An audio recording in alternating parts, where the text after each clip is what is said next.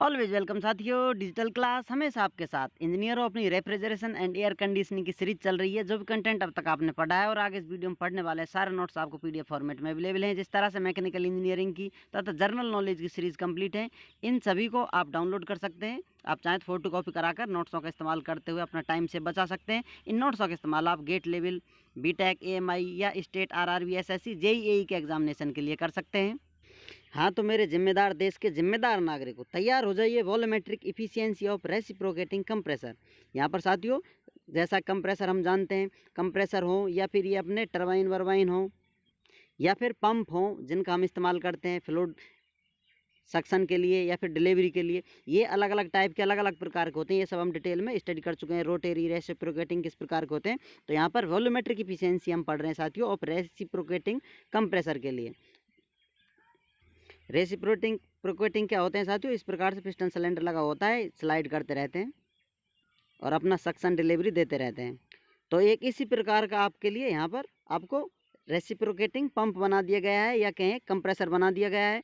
इसको विशेष परिस्थितियों में आपके लिए, सिर्फ आपके लिए तैयार किया गया है। तो इसकी आप कार्य क्रिया देखिए किस प्रकार से वर्किंग करता है।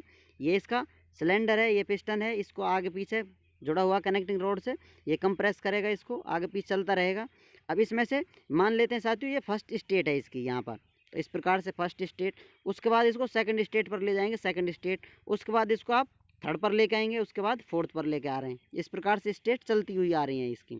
उसके बाद फिर से वापस चला जाएगा। तो इस प्रकार से स्लाइड करता रहेगा और वर्किंग चलती रहेगी और ये साइकिल कंप्लीट होता रहेगा, इस प्रकार से घूमता रहेगा। तो यहाँ पर इसके वॉल्यूम में क्या इफिशियंसी है, कितनी इफिशिएंट तरीके से कितना काम कर रहा है, क्या काम कर रहा है, ये सब हम स्टडी कर रहे हैं। ये प्रोसेस आपको बता दिया। अब इसमें से साथियों प्रोसेस 1 से 2 प्रोसेस है।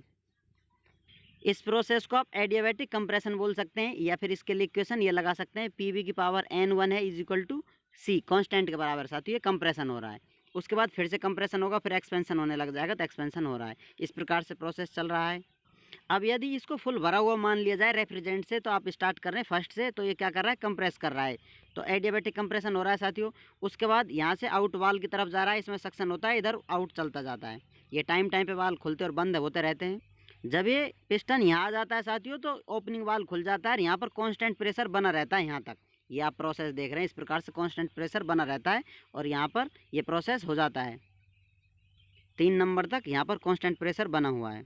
अब इसने जितना रेफ्रिजरेंट फेंकना था फेंक दिया। अब ये वापस आने स्टार्ट कर देता है, तो ये वॉल्यूम रह जाता है साथ ही। इसको क्लियरेंस वॉल्यूम बोलते हैं। अपना क्लियरेंस के लिए, कुछ सेफ्टी के लिए वॉल्यूम यहाँ पर रखा जाता है। ये ठेठ जाता नहीं है यहाँ तक, कुछ वॉल डैमेज हो जाए उसके लिए सिक्योरिटी सेफ्टी के लिए रखा जाता है।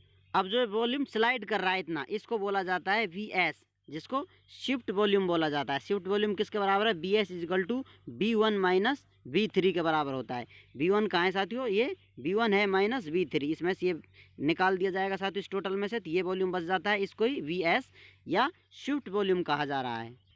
अब यहाँ पर इस प्रकार से एक्सपेंशन होना स्टार्ट हो गया है। 3 से 4 की तरफ आ रहे हैं, एक्सपेंशन मिल रहा है आपको। अब यहाँ 4 से सक्शन स्टार्ट होता है।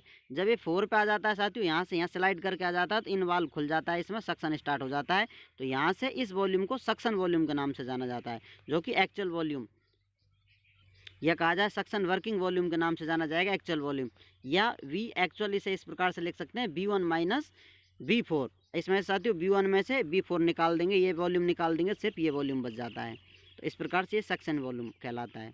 यहाँ पर आप प्रेशर देख रहे हैं साथियों, P2 pressure greater than P1 है। यहाँ पर प्रेशर है साथियों, यहाँ पर P1 है, यहाँ पर प्रेशर तो ज़्यादा ही है, तो यहाँ पर P2 प्रेशर ज़्यादा होता है। अब यहाँ पर N1 क्या है साथियों? दिखा रखा है इंडेक्स ऑफ कंप्रेशन। N2 क्या है? Index of expansion. यहाँ पर PV की power N1 is equal to constant है, तो यहाँ पर PV की power N2 is equal to constant है। आपको N1 N2 की वैल्यू दी हो तो अलग बात है, नहीं तो इनको आप बराबर रख सकते हैं। N1 is equal to N2 is equal to N। Not mention हो साथियों, मेंशन नहीं किया हुआ है, तो आप N की वैल्यू समान रख सकते हैं। सभी के लिए अलग अलग दी है, तो आपको अलग रखनी पड़ेगी। अब आते हैं अपने मुख्य उद्देश्य की तरफ। यहाँ पर साथियों वॉल्यूमेट्रिक इफिशियंसी को नीटा V से हम एक्सप्रेस कर रहे हैं, जो किसके बराबर होती है? V actual volume divided by जो VS है, अपना शिफ्ट वॉल्यूम है, इसके बराबर होती है। तो इस प्रकार हम इसे लिख सकते हैं, eta B is equal to V actual divided by VS। और इसे ही क्या कहते हैं साथियों? It is breathing capacity of compressor. जितनी ये सांस ले रहा है साथियों, उसकी क्षमता है, उसको ही वॉल्यूमेट्रिक इफिशियंसी के नाम से जाना जाता है, क्योंकि सक्शन सिर्फ इतना कर रही है। तो इस प्रकार से इसका रेशियो वॉल्यूमेट्रिक इफिशियंसी कहला रहा है। यदि क्लियरेंस रेशियो देखा जाए साथियों, जैसा आपको पता है क्लियरेंस के लिए वॉल्यूम छोड़ रखा है और शिफ्ट वॉल्यूम यू है, तो इनका रेशियो देखा जाए साथियों तो क्या होगा, VC डिवाइडेड बाई VS के बराबर होता है क्लियरेंस रेशियो। ये क्लियरेंस वॉल्यूम है, शिफ्ट वॉल्यूम है, इनका रेशियो इस प्रकार से आप लिख सकते हैं। अब साथियों इसके लिए आप स्पेशल फार्मूला और यूज़ करते हैं, उनका आप लिख लीजिए यहाँ पर नीटा V इज इक्वल टू, ये साथियों वॉल्यूमेट्रिक इफिशियंसी का फॉर्मूला होता है 1 + C - C ब्रैकेट में है साथियों P2 डिवाइडेड बाई P1, इनकी पावर है n/1 डिवाइडेड बाई n। अब ये साथियों किस प्रकार से कहाँ से आता है, इस फॉर्मूले में आप वैल्यू पुट करेंगे साथियों, इन वैल्यूओं को रखेंगे, किस प्रकार से सॉल्व करेंगे, इस रेशियो को इससे रिप्लेस करेंगे, तो इस प्रकार से फॉर्मूला फाइनल ड्राइव होकर आता है। उसके लिए कुछ आप शॉर्ट पॉइंट यहाँ पर देख सकते हैं, वैल्यू रिप्लेस की जा रही है, जिनमें से P3 B3 की power n2 is equal to P4 B4 की पावर n2, या फिर इनकी दोनों की n वैल्यू हो सकती है। अब इसमें से इनको शॉर्ट कर लिया गया है साथियों अलग अलग से, यहाँ पर सिर्फ B4 और B3 को ले लिया गया है। अब इसमें से साथियों P और P3 P4 है साथियों, अब इनमें से इस पावर को हटाया जाएगा, या कहा जाए जिस प्रकार से रूट लिया जाता है साथियों, तो B पे से पावर हटेगी तो ये 1 डिवाइडेड बाई n2 हो जा रही है, तो यहाँ पर इनके ऊपर ये पावर आ जाती है। इस प्रकार से अब P3 और P2 बराबर है साथियों, प्रेशर दोनों P4 और P1 बराबर है, तो इस प्रकार से रिप्लेस कर सकते हैं, इनका इस्तेमाल यहाँ आप कर सकते हैं।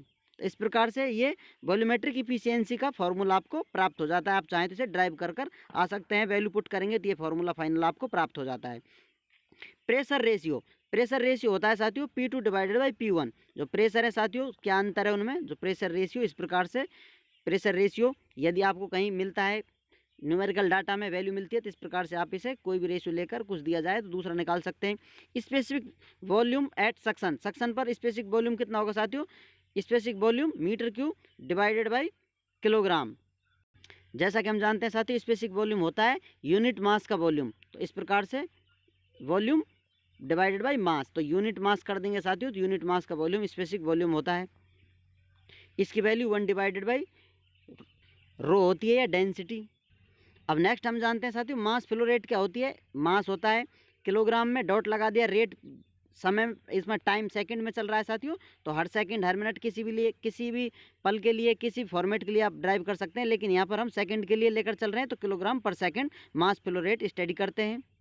तो ये फॉर्मूला मास फ्लो रेट के लिए है। नेक्स्ट एक्चुअल वॉल्यूम एक्चुअल है साथियों, उसको किस प्रकार से आप लिख सकते हैं, एक्चुअल वॉल्यूम m डॉट और ν1 के बराबर आप लिख सकते हैं, यहाँ पर mass flow rate into specific volume.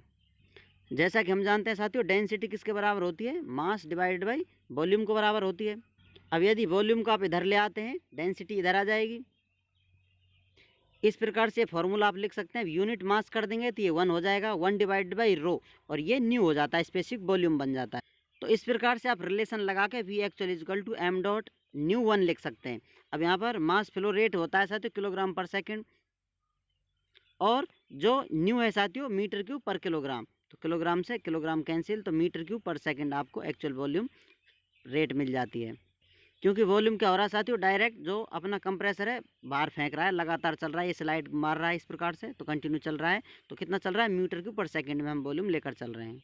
अब नेक्स्ट शिफ्ट वॉल्यूम क्या है साथियों, यदि इस प्रकार से अपना सिलेंडर गोल है, तो इस प्रकार से साथियों उसका एरिया लेंगे। एरिया क्या होता है, π/4d² होता है। उसके बाद लेंथ, जहाँ तक ये स्लाइड कर रहा है साथियों, तो वो लेंथ होगी, तो वो लेंथ है L, तो उस लेंथ से गुना कर देंगे, तो ये वॉल्यूम बन जाता है। अब वॉल्यूम कितना, ये आरपीएम चल रहा है साथियों, कितने चक्कर मार रहा है सेकंड में या मिनट में, आरपीएम मिनट में होता है, इसको सेकंड में लेकर आएंगे तो 6 से डिवाइड कर देंगे तो सेकंड में आ जाएगा।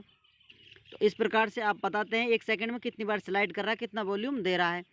अब ये क्या है साथियों, सिलेंडरों की संख्या है। यदि एक सिलेंडर लगा हुआ है या इस प्रकार और बहुत सारे सिलेंडर लगे हुए हैं, मोशन कर रहे हों, तो सभी की वैल्यू आपको दे दी जाएगी। तो के से आप उसको मल्टीप्लाई कर देंगे, कितने कंप्रेसर या ये सिलेंडर पिस्टन लगे हुए हैं, तो इसकी फाइनल वैल्यू मीटर क्यूब पर सेकंड में हमें प्राप्त हो जाती है VS की।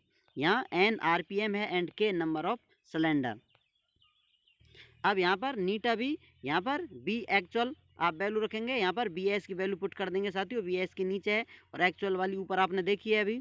इस प्रकार से इन दोनों वैल्यूओं को यहाँ पर पुट कर देते हैं, तो हमें यहाँ पर एक न्यू वॉल्यूमेट्रिक इफिशियंसी का फॉर्मूला मिल जाता है। Nu V is equal to m dot ν1, इसे आप ν1 बोल सकते हैं साथियों, स्मॉल b से एक्सप्रेस कर सकते हैं। स्पेसिफिक वॉल्यूम है m dot ν1 divided by π/4 d² L n divided by 60 multiply k। इस प्रकार से आपको ये फार्मूला मिल जाता है। ये इंपॉर्टेंट फार्मूले हैं जो आपको न्यूमेरिकल सॉल्व करने में, वॉल्यूमेट्रिक एफिशिएंसी एक्सप्रेस करने में बहुत हेल्प करते हैं। उम्मीद करते हैं साथियों वीडियो में दी गई अब तक की जानकारी आपको अच्छे से समझ में आई होगी। अभी भी आपका कोई कन्फ्यूजन है तो आप हमसे कमेंट कर पूछ सकते हैं साथियों।